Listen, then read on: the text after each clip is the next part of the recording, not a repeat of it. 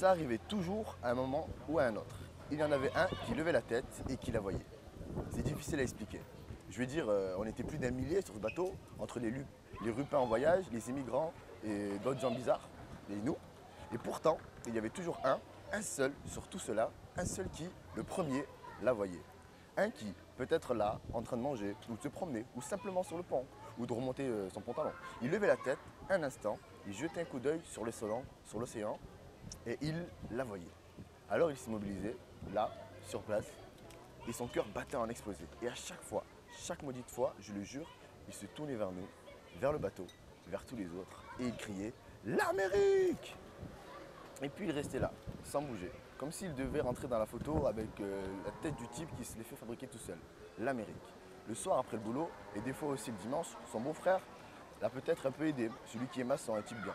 Au départ, il voulait juste faire un truc en contreplaqué, et puis il s'est laissé entraîner, et il a fait l'Amérique. Celui qui est le premier à voir l'Amérique, sur chaque bateau, il y en a un. Il ne faut pas croire que c'est le hasard, non, ni même une question de bonne vue. Ça, c'est le destin. Ces types-là, depuis toujours dans leur vie, ils avaient cet instant-là d'écrire. Même tout petit, si tu le regardais dans les yeux, en regardant bien, tu la voyais déjà, l'Amérique. Elle était là, prête à bondir, à remonter le long des nerfs, ou du sang, ou je ne sais quoi. Et puis de là au cerveau, et puis sur la langue, et puis dans ce cri, l'Amérique. Elle était déjà là, dans ses yeux d'enfant, déjà là tout entière, l'Amérique.